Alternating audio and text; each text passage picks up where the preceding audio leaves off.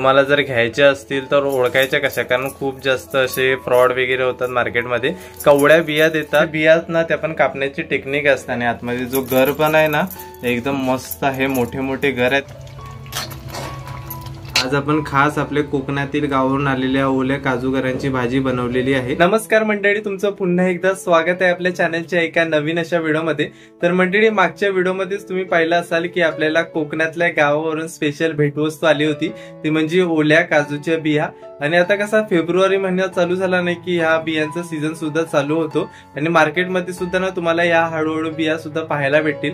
पण आज तुम्हाला स्पेशल ओल्या काजूंच्या बियांची रेसिपी पाहायला भेटणार आहे। मंडळी इकडे बघताय, ह्या आपल्या कोकणातील गावावरून खास ओल्या काजूच्या बिया आलेल्या आहेत आणि बघताय केवढा मस्त आहे। साईज पण ना यांची एकदम मस्त मोठी आहे, जाडसर आहेत चांगल्या, यांच्यामध्ये घर पण एकदम मस्त असणार आहे, एकदम जून झालेले आहेत।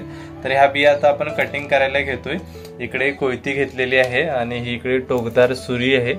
टोकदार घ्यायचे म्हणजे घर कसे पटपट निघतात। सर्वात पहिले तेल लावून घेते ना मी, आधी ना कोयतीला आणि सुरीला तेल लावून घेते। आज जरा ना आईचा म्हणजे घशाला प्रॉब्लेम झालाय, घसा बसलेला आहे, तर आज आईला बोलायला जास्त नाही होत आहे, आज आपणच पूर्ण बोलणार आहोत व्हिडिओ मध्ये।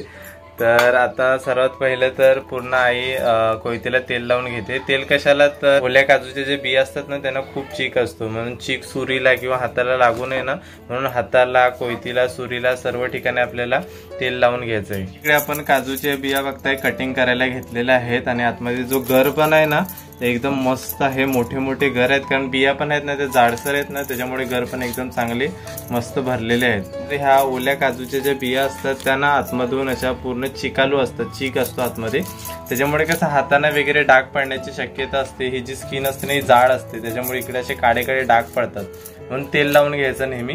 किंवा इथे जी सॉफ्ट स्किन असते ना, म्हणजे इथे जरा पण चिक लावून नाही द्यायचं, कारण इकडे इजा वगैरे होऊ शकतात। हातात ग्लव्ह पण घालू शकतो ना आपण, म्हणजे हात कसे खराब होत नाही। हा, इथे हातामध्ये ग्लव्ह वगैरे पण घालू शकतो, म्हणजे कसं टेन्शन नाही, मग कापताना वगैरे चिक वगैरे अजिबात लागणार नाही।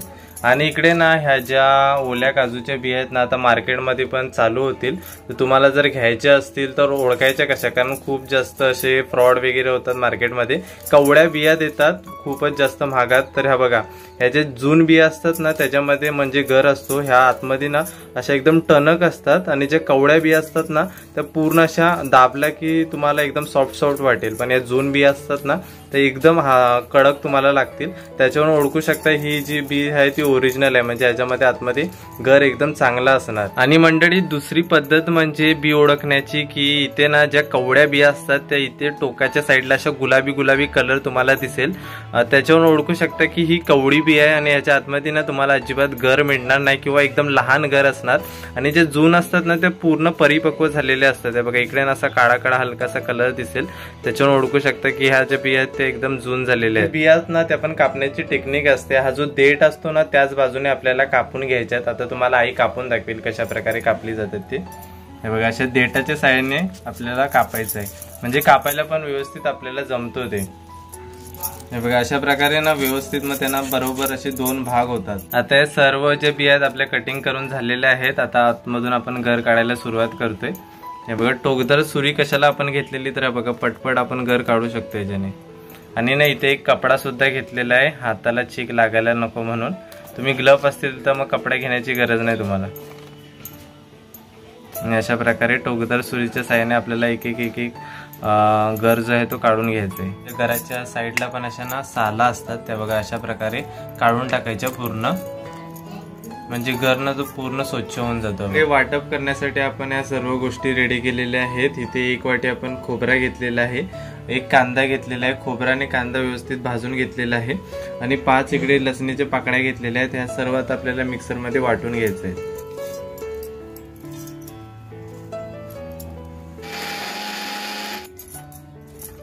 तर मंडळी इकडे आपले काजूचे घर सोलून झाले ना की आपल्याला कॉटनच्या कपड्याने पुसून आणि नंतरला पाण्याने स्वच्छ करून घ्यायचंय, म्हणजे जो चीक असतो ना याच्यामध्ये तो पूर्ण निघून जातो।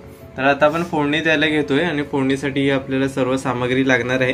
इथे 5-6 लसणीच्या पाकळ्या आपण कटिंग करून घेतलेल्या आहेत, एक कांदा घेतलेला आहे, एक टोमॅटो घेतलेला आहे, इकडे 4-5 तेजपत्ता घेतलेला आहे आणि हा आपण वाटप रेडी केला होता कांदा खोबऱ्याचा आणि लसणाचा, तो रेडी झालाय आणि इकडे एक बटाटा सुद्धा आपल्याला लागणार आहे। तर इकडे आपण कढईमध्ये तेल घालून घेतलेलं आहे फोडणीसाठी। सर्वात पहिले इकडे आपण लसूण घालतोय,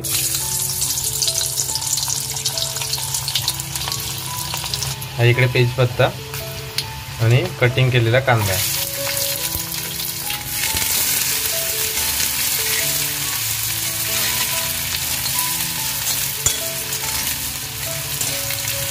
कांदा लसूण मस्तपैकी परतवून झालेला आहे। याच्यामध्ये आता आपण टोमॅटो घालून घेतोय। सर्व गोष्टी आपल्या व्यवस्थित परतवून झालेल्या आहेत। तर याच्यामध्ये आता आपण ना हा घरगुती मसाला घालतोय। इथे आपल्याला ना रोजच्या पेक्षा थोडासा 1 चम्मच जास्तच घालायचा आहे। आम्ही 2 चम्मच घालतो तर 3 चम्मच घालायचं आहे। त्याचं कारण म्हणजे जे आपले काजूगर असतात ना, ओले काजूगर, ते थोडेसे गोडसर असतात, त्याच्यामुळे थोडासा तिखट मसाला एक्स्ट्राच टाकायचा। 1 चम्मच हळद घालून घेतोय, 1 चम्मच गरम मसाला घालून घेतोय आणि हा वाटप केलेला मसाला घालून घेतोय।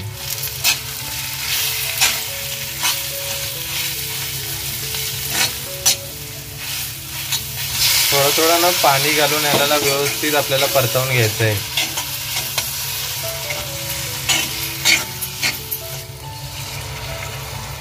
बघते आपली ग्रेव्ही किती मस्त झालेली आहे आणि कलर पण एकदम छान आला याला।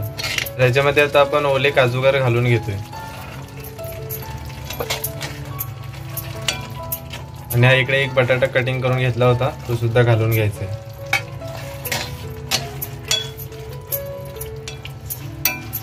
आता आपण 1 चम्मच मीठ घालून घेतोय। सर्व गोष्टी घालून झालेल्या आहेत।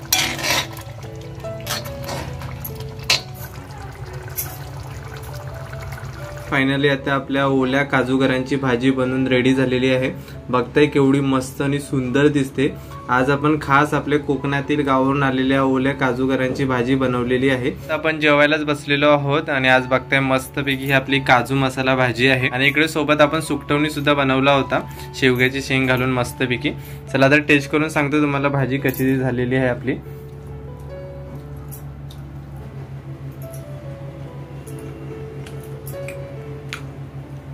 अतिशय अप्रतिम झालेली आहे। खाऊन ना पूर्ण गावची आठवण आली, कारण ही जी भाजी आहे ओल्या काजूची भाजी ही वर्षातून आपल्याला नेहमी एकदाच खायला मिळते आणि गेल्या वर्षी नावा केली होती, आता ह्या वर्षी पहिल्यांदाच आपल्याला नावा करायला भेटलेली आहे। ही काजूची भाजी आहे ना आतमधून सुद्धा एकदम सॉफ्ट असते, कारण हे जे काजूगर असतात ना ते ओले काजूगर असतात, त्याच्यामुळे भाजी एकदम सॉफ्ट होते आणि चवीला सुद्धा अप्रतिम लागते आणि भारी झालेली आहे भाजी। आणि इकडे आई सुद्धा आहे। आई कशी झाली? मस्त भाजी झाली, या सर्वांनी जेवायला। आणि अशी तुम्ही पण भाजी बनवून बघा। आता बाजारात ना बिया येणारच। आता कसा सीझन चालू झालेला आहे तर मार्केटमध्ये पण ओल्या काजूच्या बिया ज्या आहेत ते विकायला सुरुवात होतील। तुम्ही सुद्धा नक्कीच ते परचेस करून ओले काजूची भाजी बनवू शकता। आजची तुम्हाला व्हिडिओ पूर्ण दाखवली, रेसिपी शेअर केली ओल्या काजूगरांची भाजी कशा प्रकारे बनवली जाते। तर तुम्हाला आजची व्हिडिओ कशी वाटली ती नक्कीच कमेंट बॉक्स मध्ये सांगा। जर व्हिडिओ आवडली असेल तर व्हिडिओला नक्कीच लाईक करा आणि चॅनलवरती नवीन असाल तर चॅनलला नक्कीच सबस्क्राईब करा। तर भेटूया पण अशाच कोणत्या तरी नवीन व्हिडिओ मध्ये। तोपर्यंत बाय बाय।